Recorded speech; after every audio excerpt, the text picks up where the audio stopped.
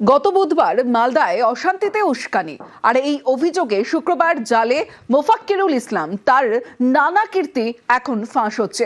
2022 সালে এই মোফাক্কিরুলের বিরুদ্ধে শ্লীলতাহানির অভিযোগ ওঠে, গ্রেফতারি পরোয়ানাও জারি হয়।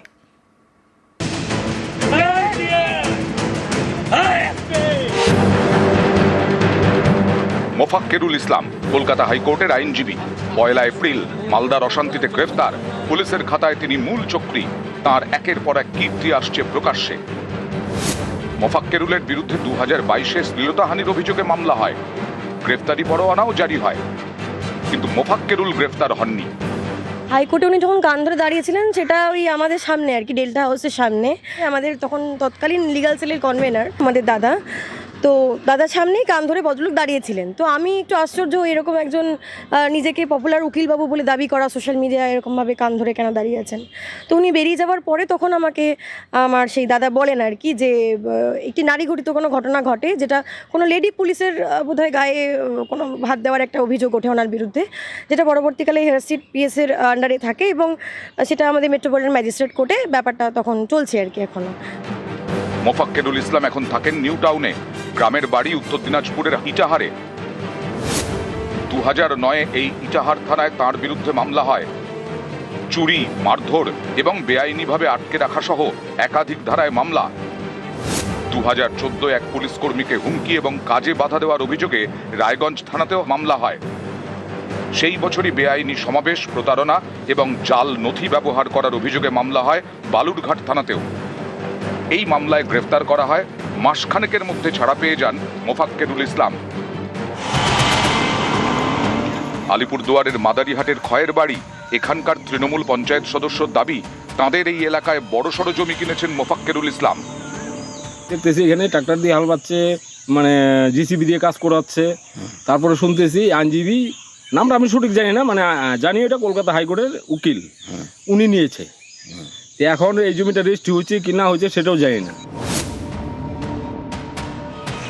জলদাপাড়া জাতীয় উদ্যানের কাছে অরবিন্দনগরে প্রায় 11 বিঘা জমি, শিলিগুড়ি অসম জাতীয় সড়ক ঘেঁষা। স্থানীয়দের দাবি, এই জমি কিনেছেন মোফাক্কিরুল ইসলাম। জমির দাম প্রায় 3 কোটি টাকা। আমরা জাস্ট কয়েকদিন আগে জানতে পারলাম, যখন ইনি এখানে আসছেন, তো জায়গাটা দেখতে আসছিলেন। আসার পর তো আমরা যখন গ্রামবাসীরা সবাই শুনলাম যে উনি নিচ্ছে 2টা বা 3টা জায়গা আছে আর ওনার, এটা ছাড়াও আমাদের এইচপি গ্যাস ফ্যাক্টরির পেছনে একটা আছে। গ্রামবাসী বেশি তো ভীতই আছে, কেন কি আমাদের দক্ষিণ মালদার এটা একটা খুব শান্তপ্রিয় জায়গা। এখানে এখনো পর্যন্ত এই ধরনের কোনো ঘটনা ঘটেনি, তো ভবিষ্যতের জন্য এই ধরনের মানে কোনো না ঘটুক। আলিপুরদুয়ারে কোটি টাকার সম্পত্তি, নিউ টাউনে বাড়ি দখলের অভিযোগ। 2014-এ অ্যাকশন এরিয়া 1-এর তারুলিয়ায় একটি বাড়িতে ঘর ভাড়া নেন মোফাক্কিরুল। অভিযোগের পরেই ওই 3তলা বাড়িটি তিনি দখল করে নেন আইনের ভয় দেখিয়ে। আমার দিদি জামাইবাবু ছিল। কি হয়েছিল? কি ওটা আমার দিদি জামাইবাবু রোগগ্রস্ত হয়ে মারা গেছে, তারপরে বাড়িটা আইনজীবী দখল করে নিয়েছে। ভয় দেখিয়ে আমাদের থেকে এগুলো করে নেওয়া হয়েছে।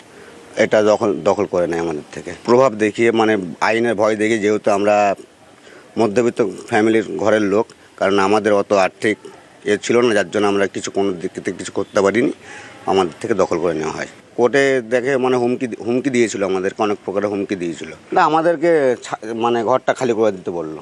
ফেরত হলে পরে খুব ভালো হয়, কারণ আমি তো এইভাবে রেন্টে বহুত বছর ধরে চলছি। এই বাড়ির কাছে একটি বহুতলে অন্তত 6টি ফ্ল্যাট রয়েছে মোফাক্কিরুলের। এই মোফাক্কিরুল ইসলাম এখন পুলিশ হেফাজতে, মালদার অশান্তিতে উস্কানি দেওয়া সহ একাধিক অভিযোগে। নিউজ 18 বাংলা।